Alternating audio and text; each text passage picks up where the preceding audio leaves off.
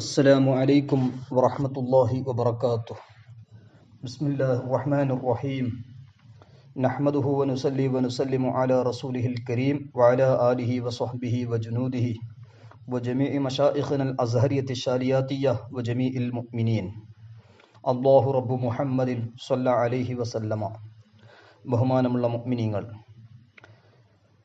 മനസ്സിൻ്റെ 40 രോഗങ്ങളിൽ 15ാമത്തെ രോഗമായ ബുഖ്ല്, പിഷ്കത്തരം, കഞ്ചൂസ്പൻ എന്നൊക്കെ പറയുന്ന ആ രോഗം മനസ്സിൻ്റെ വലിയ ഒരു രോഗം തന്നെയാണ്. ബുഖ്ല്, പിഷ്കത്തരം എന്ന് പറഞ്ഞാൽ സമ്പത്ത് ഉണ്ടായിരിക്കെ ചെലവാക്കേണ്ട സ്ഥലത്ത് ചെലവാക്കാതിരിക്കുക. ഷറഇൽ ചെലവാക്കാൻ പറഞ്ഞ സ്ഥലങ്ങൾ, അല്ലെങ്കിൽ ആദത്തൻ അല്ലെങ്കിൽ മുറൂബത്തൻ ചെലവാക്കേണ്ട സ്ഥലങ്ങൾ പതിവ് അനുസരിച്ച് അല്ലെങ്കിൽ മനുഷ്യത്വം എന്ന നിലക്ക് ചെലവാക്കേണ്ട വിധത്തിൽ ചെലവാക്കാതിരിക്കുക.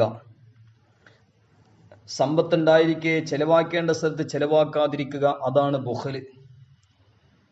മാലും സമ്പത്തും അല്ലെങ്കിൽ ചില അസ്ബാബുകൾ, ചില കാരണങ്ങളൊക്കെ ചെലവാക്കൽ അത്യാവശ്യമുള്ള സംഗതി ഉള്ള സമയത്തെല്ലാം ചെലവാക്കാതിരിക്കുക എന്ന് പറയുന്നത് പിഷ്കത്രമാണ്, ബുഖ്ലാണെന്ന് ഇമാം അബ്ദുൽ ഖനി നാബുർസി റഹ്മത്തുള്ളാഹി അലൈഹി അവിടുത്തെ അൽ ഹദീഖത്തുൻ നദിയ്യ 27ാമത്തെ സ്വഭാവം 2ാം വാല്യം 27, അതുപോലെ മുഫ്രദാത്തു അൽഫാദുൽ ഖുർആൻ 109 പേജിൽ രേഖപ്പെടുത്തിയതായി കാണാം.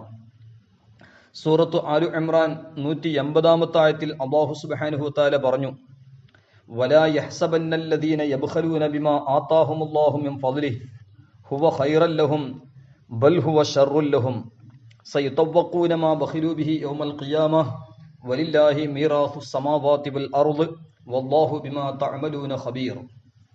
സൂറത്ത് ആലു ഇമ്രാൻ 180. അതായത് ആരെങ്കിലും പിഷ്കത്രം കാണിക്കുകയാണെങ്കിൽ,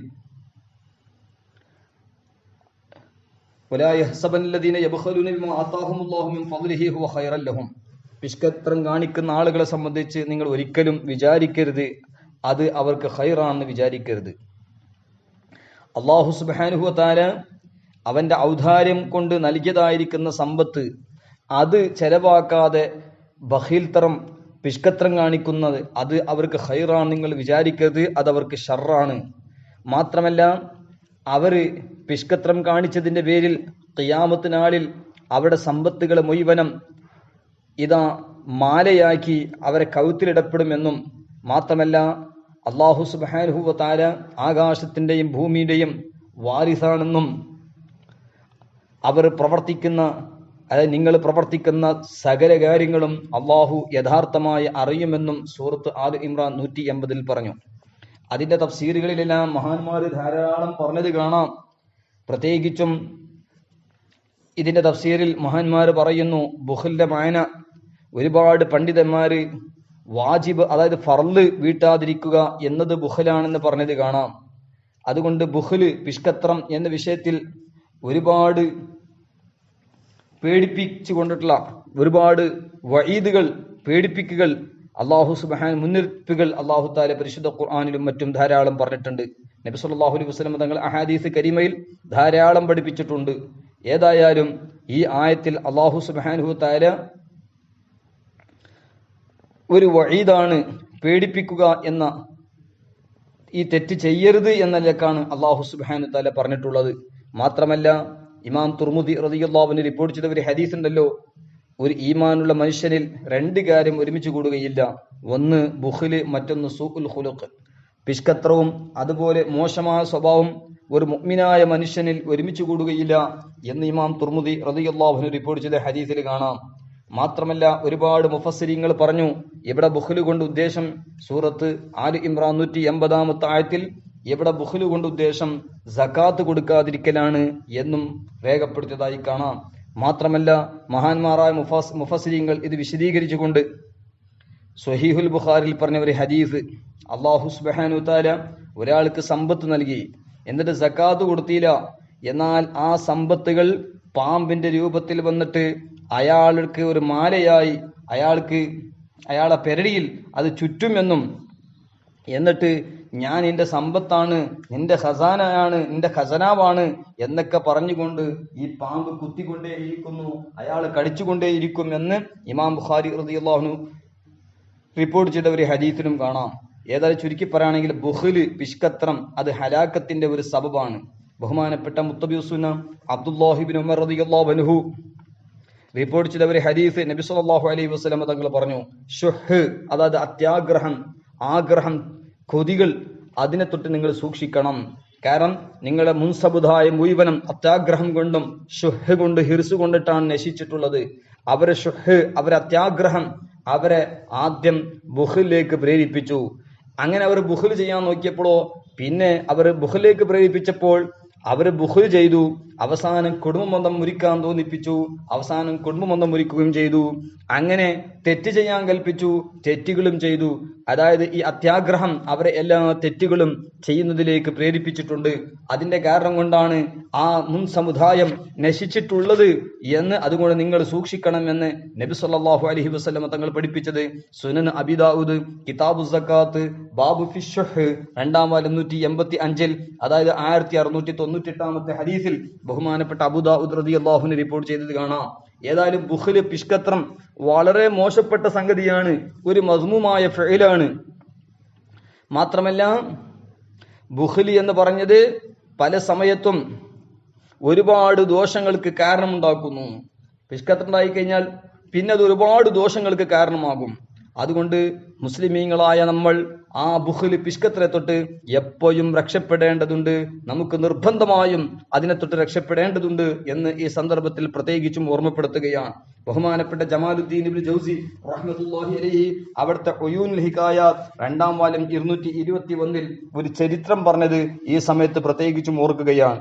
മുനീഫത്ത് ബിൻത് റൂമി എന്ന ഒരു പെണ്ണ് പറയുകയാണ്, മക്ക മുക്കർറമയിൽ താമസിക്കുന്ന സമയത്ത് ഒരു ദിവസം ഇതാ ഒരുപാട് ആളുകൾ ഒരുമിച്ച് കൂടി ഒരു സ്ഥലം കണ്ടു. ഞാൻ അടുത്ത് പോയി നോക്കുമ്പോൾ അവിടെ ഒരു സ്ത്രീ ഉണ്ട്. അവളുടെ കൈ ഇതാ വാദം പിടിച്ചതായിട്ട്, കൈ ഒരു അസുഖത്തിലുള്ള രൂപത്തിൽ കണ്ടപ്പോൾ അങ്ങനെ ജനങ്ങളൊക്കെ ചോദിക്കുന്നുണ്ട്, ഈ കൈ ഒരുപാട് ചോദ്യങ്ങൾ ചോദിക്കുന്നുണ്ട്. ആ കൂട്ടത്തിൽ ആ പെണ്ണോട് ചോദിക്കപ്പെട്ടു, നിന്റെ കൈ എന്താണ് ഇങ്ങനെ ആയത് എന്ന് ചോദിക്കുമ്പോൾ ആ പെണ്ണ് അത്ഭുതകരമായ ഒരു സംഭവം പറഞ്ഞു. എന്തെന്ന് പറഞ്ഞാൽ, എൻ്റെ മാതാപിതാക്കൾ കുറച്ച് മുമ്പ് എൻ്റെ ഉപ്പയും എൻ്റെ ഉമ്മയും, എൻ്റെ ഉപ്പ എന്ന് പറഞ്ഞാൽ നല്ലൊരു സ്വാലിഹായ മനുഷ്യനായിരുന്നു, ഒരുപാട് സ്വതക്കുകൾ ചെയ്തിരുന്നു, പാവപ്പെട്ട ആൾക്ക് കഴിവനുസരിച്ച് ഒരുപാട് സഹായ സഹകരണങ്ങൾ ചെയ്തു കൊടുത്തിരുന്ന ആളാണ്. എന്നാൽ എൻ്റെ മാതാവ് വളരെ അധികം പിഷ്കത്രം കാണിച്ചവളാണ്, വലിയ ബഹീലത്രം കാണിച്ചിരുന്ന കഞ്ചൂസിയത്തായിരുന്നു ആ ഉമ്മ. ജീവിതം മുഴുവനും നോക്കുമ്പോൾ അവള് സ്വതക്ക ചെയ്തത് അള്ളാഹുവിന്റെ മാർഗത്തിൽ ഒരു ചെറിയ ഒരു തുണിക്കഷ്ണവും, അതുപോലെ പിതാവ് ഒരു ദിവസം പശുനർത്തപ്പോൾ അതിന്റെ ഒരു നെയ്യ് മാത്രമേ ജീവിതത്തിൽ സ്വതക്ക ചെയ്തിട്ടുള്ളൂ. അതല്ലാതെ ജീവിതത്തിൽ ഒന്നും തന്നെ അള്ളാഹുവിന്റെ മാർഗത്തിൽ എൻ്റെ ഉമ്മ സ്വതക്ക ചെയ്തിട്ടില്ല. അങ്ങനെ കുറച്ച് ദിവസം കഴിഞ്ഞപ്പോൾ എൻ്റെ ഉമ്മ ഉപ്പ മരണപ്പെട്ടു. മാതാപിതാക്കൾ മരണപ്പെട്ടപ്പോൾ കുറച്ച് ദിവസം കഴിഞ്ഞതിന് ശേഷം ഞാൻ സ്വപ്നം കണ്ടു, എൻ്റെ വാപ്പ, എൻ്റെ പിതാവ് ഒരു ഹൗദിന്റെ അടുത്ത് നിന്നുകൊണ്ട്, ഹൗദിന്റെ അക്കരെ നിന്നുകൊണ്ട്, പിതാവ് ഇതാ ജനങ്ങൾക്കെല്ലാം വെള്ളം കോരിക്കൊടുക്കുന്നുണ്ട്. ജനങ്ങളെല്ലാം പാത്രത്തിൽ അത് നിറച്ചു കൊണ്ടുപോകുന്നു. അതായത് പാത്രത്തിലിട്ട് ഈ വാപ്പ ഇങ്ങനെ വെള്ളം കൊടുക്കുന്നുണ്ട്, ജനങ്ങളൊക്കെ വെള്ളം കുടിക്കുന്നുണ്ട്. ഞാനിങ്ങനെ നോക്കുമ്പോൾ ഇതാ കുറച്ച് അങ്ങോട്ട് ഉമ്മ ഇങ്ങനെ ഭൂമിയിൽ തന്നെ കിടന്നിട്ടുണ്ട്. അങ്ങനെ ആ ഉമ്മയുടെ ശരീരത്തിൽ ഇതാ കുറച്ച് വസ്ത്രം, അന്ന് കൊടുത്തിരുന്ന പാവപ്പെട്ട മനുഷ്യനിക്ക് ഒരു തുണിക്കഷ്ണം കൊടുത്തിരുന്നല്ലോ, ആ തുണിക്കഷ്ണം പഴയ തുണിക്കഷ്ണമാണ് ആ ഉമ്മയുടെ ശരീരത്തിൽ കാണുന്നത്. കയ്യിൽ നോക്കുമ്പോൾ നെയ്യ്, അന്ന് പശു അറുത്തപ്പോൾ പശുവിന്റെ ഒരു നെയ്യ് സ്വതക്ക ചെയ്തിരുന്നല്ലോ, ആ നെയ്യാണ് കയ്യിൽ കാണുന്നത്. അങ്ങനെ ശക്തമായ ദാഹത്തിനാല് വെള്ളം വെള്ളം, എനിക്ക് ദാഹമുണ്ട് ദാഹമുണ്ട് എന്ന ശബ്ദം കേട്ടപ്പോൾ ഞാൻ ഈ സ്വപ്നം കണ്ട ഞാൻ ഇതാ വെപ്രാളത്തോടുകൂടെ, വെള്ളം കോരിക്കൊടുക്കുന്ന പിതാവാണല്ലോ, വെള്ളത്തിൽ ദാഹിച്ചു കൊണ്ടിരിക്കുന്ന മാതാവാണല്ലോ എന്ന് പറഞ്ഞുകൊണ്ട് പിതാവിന്റെ അടുക്കൽ പോയി വെള്ളം എടുത്തിട്ട്, ഒരു പാത്രം വെള്ളം എടുത്തിട്ട് ഇതാ ഞാൻ ഉമ്മയുടെ അടുക്കലേക്ക് വന്നു. വെള്ളപ്പാത്രം നിറച്ച് ഉമ്മയുടെ അടുക്കൽ വന്നപ്പോൾ ഒരു ശബ്ദം കേട്ടു. ഈ പെഷ്കത്രം കാണിച്ചിരുന്ന ബഹീലത്തായിരിക്കുന്ന ഈ പെണ്ണിനിക്ക് ആരും തന്നെ വെള്ളം കുടിപ്പിക്കരുത്. ആരെങ്കിലും വെള്ളം കുടിപ്പിച്ചാൽ അവളെ കയ്യിനിക്ക് അസുഖമുണ്ടാകുമെന്ന ശബ്ദം കേട്ടു. ഞാൻ പെട്ടെന്ന് ഉണർന്നുപോയി. നോക്കുമ്പോൾ എന്റെ കയ്യിന്റെ അവസ്ഥ ഈ വിധത്തിലാണുള്ളത്, നിങ്ങൾ കാണുന്നത് പോലെ എന്ന് ആ പെണ്ണ് പറഞ്ഞ സംഭവം ജമാലുദ്ദീൻ ജൗസി റഹ്മത്തുള്ളാഹി അലൈഹി ഉയൂനുൽ ഹികായാത്ത് 2-ാം വാല്യം 221-ാമത്തെ പേജിൽ പറഞ്ഞത് കാണാം. ഏതായാലും നാം പ്രത്യേകിച്ച് മനസ്സിലാക്കേണ്ടതുണ്ട്, മുൻ സമുദായത്തിലേക്ക് നാശമുണ്ടായത് ഈ ഹിർസ്, ഷുഹ്, അത്യാഗ്രഹം കൊണ്ടിട്ട് ആണും എന്ന് നേരത്തെ പഠിപ്പിച്ച ഹദീസുള്ളതുപോലെ ഇങ്ങനെയുള്ള ഒരുപാട് സംഭവങ്ങൾ, ഇങ്ങനെ പിഷ്കത്വം കാണിച്ചതിന്റെ പേരിൽ ഒരുപാട് നാശങ്ങൾ എത്തിച്ച സംഭവങ്ങൾ മുൻഗാമികൾക്ക് പിൻഗാമികൾക്ക് ചിന്തിക്കാൻ വേണ്ടി ഇത്തരത്തിലുള്ള സംഭവങ്ങളൊക്കെ ഇതാ അല്ലാഹു സുബ്ഹാനഹു വ തആല വെളിവാക്കുകയും മഹാന്മാർ രേഖപ്പെടുത്തുകയും ചെയ്തിട്ടുണ്ട്. അതുകൊണ്ട് പിഷ്കത്രം ഉണ്ടാകാൻ 5 കാരണങ്ങളുണ്ട്. ആ 5 കാരണങ്ങൾ നമ്മൾ മനസ്സിലാക്കുകയും അതിന് ചികിത്സ നടത്തുകയും അത്യാവശ്യമായി നാം ചെയ്യേണ്ടതുണ്ട്. പിഷ്കത്രത്തിന്റെ 1-ാമത്തെ സബബ് ദാരിദ്ര്യത്തെ പേടിക്കുക. ദാരിദ്ര്യം പേടിച്ചുകൊണ്ടാണ് ചില ആളുകൾ ഉള്ള സമ്പത്ത് ചെലവാക്കാത്തത്. നമ്മുടെ സമ്പത്ത് നഷ്ടപ്പെട്ടു പോകുമോ, കഴിഞ്ഞു പോകുമോ എന്ന് പേടിച്ചുകൊണ്ട് പിഷ്കത്രം കാണിക്കുന്നു. അതിന്റെ ചികിത്സ എന്താ? അടിമകളായ നമ്മൾ എപ്പോഴും ഉറപ്പിച്ചുകൊണ്ടിരിക്കേണ്ടത്, നമ്മളെ മൈൻഡിൽ എപ്പോഴും നമ്മൾ ചിന്തിച്ചു കൊണ്ടിരിക്കേണ്ട സംഗതി, അള്ളാഹുവിന്റെ മാർഗത്തിൽ ചെലവാക്കിയാൽ സമ്പത്ത് ഒരിക്കലും കുറവാവുകയില്ല. അള്ളാഹുവിന്റെ പൊരുത്തത്തിന് വേണ്ടി അള്ളാഹുവിന്റെ മാർഗത്തിൽ സമ്പത്ത് ചെലവാക്കുമ്പോൾ ആ സമ്പത്തിൽ ബർക്കത്താണ് ഉണ്ടാകുക. ആ സമ്പത്ത് കുറയുകയല്ല, അത് കൂടുകയാണ് ചെയ്യുന്നത്. 2-ാമത്തത് പിഷ്കത്രം ഉണ്ടാകാൻ കാരണം സമ്പത്തിനോടുള്ള സ്നേഹമാണ്. സമ്പത്തിനോട് സ്നേഹം ഉണ്ടാകുമ്പോൾ അത് മറ്റൊരാൾക്ക് കൊടുക്കാൻ അത് പിഷ്കത്രം കാണിക്കുന്നു. സമ്പത്തിന്റെ സ്നേഹമാണ് മറ്റൊരാൾക്ക് കൊടുക്കാതിരിക്കാൻ ഇവരെ താല്പര്യമുണ്ടാക്കുന്നത്, അവർക്ക് ബഹിൽത്രം കാണിക്കുന്നത് എന്ന് നാം മനസ്സിലാക്കണം. അതിന്റെ ചികിത്സ എന്താ? അടിമകളായ നമ്മൾ എപ്പോഴും ഖബറിന്റെ ആ വഹ്ശത്ത് ചിന്തിക്കണം. ഖബർ ഞങ്ങൾ ഒറ്റയ്ക്കുണ്ടാകണം എന്ന് ചിന്തിച്ചുകൊണ്ട് ഈ സമ്പത്ത് ഞങ്ങളെ ഖബറിൽ ഞങ്ങളെ കൂടെ ഉണ്ടാവൂല. ഇവിടെ എന്തെങ്കിലും സൽക്കർമ്മങ്ങൾ ചെയ്താൽ ആ സൽക്കർമ്മങ്ങളായിരിക്കും നമുക്ക് ഉപകാരമുണ്ടാകുക. അതുകൊണ്ട് ഈ സമ്പത്തൊന്നും എന്റെ ഖബറിൽ എനിക്ക് തുണ ഉണ്ടാവുകയില്ല. ഞാൻ മരണപ്പെട്ടു കഴിഞ്ഞാൽ ഈ സമ്പത്ത് മുഴുവനും മറ്റുള്ളവർക്ക് അധികാരത്തിൽ പെട്ടുപോകും. മറ്റുള്ള അധികാരത്തിലാ വരിക. എന്നാൽ അവർ എങ്ങനെല്ലാം ഇത് ചെലവാക്കുന്നു. പക്ഷേ ഞാനുള്ള സമ്പത്ത് ബഖീൽത്തരം കാണിച്ചുകൊണ്ട്, പിഷ്കത്രം കാണിച്ചുകൊണ്ട് ആർക്കും കൊടുക്കേണ്ട ആളുകൾക്ക് കൊടുത്തിട്ടില്ലെങ്കിൽ, സമ്പത്തിന്റെ സക്കാത്ത് കൊടുത്തിട്ടില്ലെങ്കിൽ, അല്ലെങ്കിൽ സമ്പത്തിൽ നിർബന്ധമായ ബാധ്യതകൾ ചെയ്തിട്ടില്ലെങ്കിൽ, അല്ലെങ്കിൽ സമ്പത്തിൽ നമ്മൾ ധാരാളം അള്ളാഹുവിന്റെ പൊരുത്തത്തിന് വേണ്ടി നമ്മൾ അത് ചെലവാക്കിയിട്ടില്ലെങ്കിൽ നമുക്ക് ഖബറിൽ ജീവിതത്തിൽ നമുക്ക് സമാധാനം ഉണ്ടാവുകയില്ലല്ലോ എന്ന് ചിന്തിച്ചുകൊണ്ട് നമ്മൾ ഇതാ സമ്പത്ത് ബഖീൽത്തരം പിഷ്കത്രം നാം ഒഴിവാക്കേണ്ടതുണ്ട്. 3-ാമത്തെ പിഷ്കത്രം ഉണ്ടാകാൻ കാരണം നഫ്സിന്റെ ആഗ്രഹങ്ങൾ ധാരാളം ആയതിന്റെ പേരിൽ. നഫ്സിന്റെ ആഗ്രഹങ്ങൾ ധാരാളം ഉണ്ടാകുമ്പോൾ നമുക്ക് സമ്പത്ത് ചെലവാക്കാൻ ബഖീൽത്തരം പിഷ്കത്രം നമ്മുടെ മനസ്സിൽ കടന്നു വരുന്നു. അത് ഇല്ലാതെയാക്കാൻ, അതിനെ ചികിത്സയാക്കേണ്ടത് എങ്ങനെ? അടിമ നഫ്സിന്റെ ആഗ്രഹങ്ങളുടെ നാശങ്ങൾ എപ്പോഴും ചിന്തിക്കണം.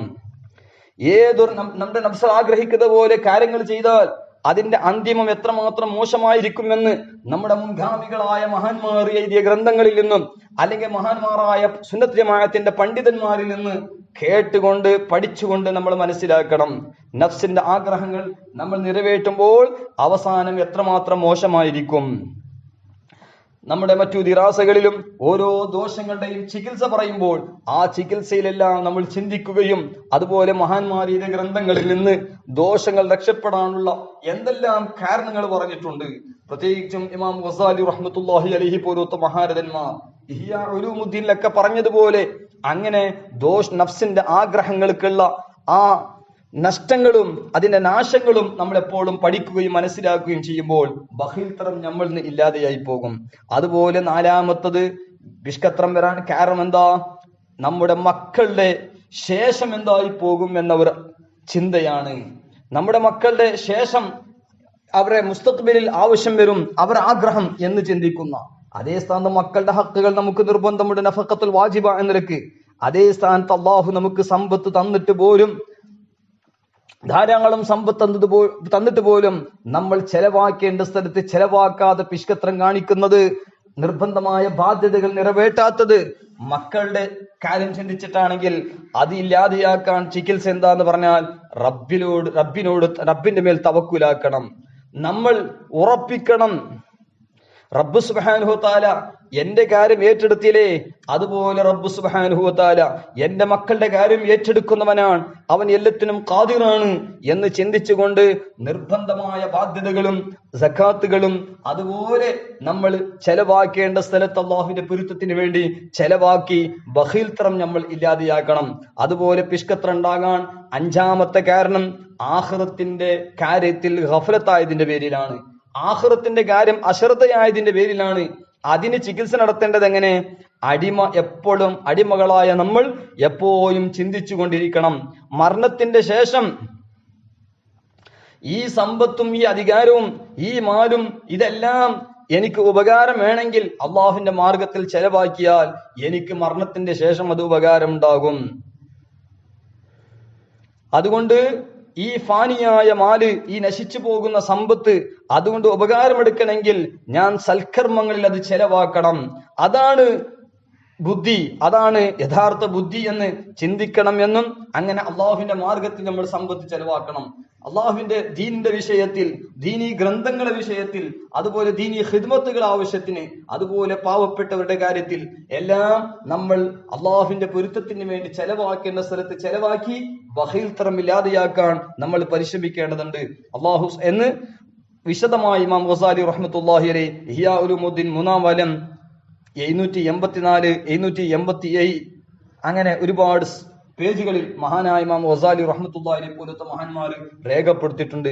അല്ലാഹു സുബ്ഹാനഹു തആല നമുക്കും നമ്മുടെ മാതാപിതാക്കൾക്കും ഉസ്താദുമാർക്കും മശായിഖുകൾക്കും സുന്നത്ത് ജമാഅത്തിന്റെ എല്ലാ ഉലമാ ഖുദമാ, അതുപോലെ ശൈഖുനാ ചൂനൂർ ഉസ്താദ് ഹഫ്ളഹുല്ലാ വി.കെ. പടി ഉസ്താദ് മമ്മൂർ ഉസ്താദ്, അതുപോലെ ITSSന്റെ എല്ലാ ഖാദിമീങ്ങൾ, സർവ്വ മുഅ്മിനീങ്ങൾക്കും അല്ലാഹു തആല മഗ്ഫിറത്തും ഖൈറും ലുത്ഫും ആഫിയത്തും സലാമത്തും ഇസ്തിഖാമത്തും സആദത്തുദ്ദാറൈൻ നൽകി അല്ലാഹു അനുഗ്രഹിക്കുമാറാകട്ടെ. നബി സല്ലല്ലാഹു അലൈഹി വസല്ലമയുടെ ശറഫാക്കപ്പെട്ട മനസ്സിന്റെ ബറക്കത്ത് കൊണ്ട് നമ്മുടെ മനസ്സുകൾ അല്ലാഹു തആല ശുദ്ധിയാക്കി തരുമാറാകട്ടെ. അവിടുത്തെ ശറഫാക്കപ്പെട്ട മനസ്സ് സ്വാലിഹീങ്ങളായ മഹത്തുക്കളുടെ മനസ്സുകളെ ബറക്കത്ത് കൊണ്ട് അല്ലാഹു തആല നമ്മുടെ മനസ്സുകളെ എല്ലാ മനസ്സിന്റെ രോഗങ്ങളെ തൊട്ട് ശുദ്ധമാക്കി അള്ളാഹു നല്ല മനസ്സ് അള്ളാഹു നൽകി നമ്മുടെ ദോഷങ്ങളൊക്കെ അള്ളാഹു മാഫാക്കി നമ്മുടെ സയ്യിആത്തെല്ലാം ഹസനാത്താക്കി അള്ളാഹു തബ്ദീൽ ചെയ്യട്ടെ. അള്ളാഹു ഇരുവീട്ടിലും വിജയികളുടെ കൂട്ടത്തിൽ അള്ളാഹു നമ്മെ പെടുത്തി അനുഗ്രഹിക്കട്ടെ. വസല്ലല്ലാഹു അലാ സയ്യിദിനാ മുഹമ്മദിൻ വഅലാ ആലിഹി വസ്വഹ്ബിഹി അജ്മഈൻ വൽഹംദുലില്ലാഹി റബ്ബിൽ ആലമീൻ. ദുആ വസിയത്തോടുകൂടെ അല്ലാഹു റബ്ബു മുഹമ്മദിൻ സ്വല്ലല്ലാഹു അലൈഹി വസല്ലമ. അസ്സലാമു അലൈക്കും വറഹ്മത്തുള്ളാഹി വബറകാതുഹു.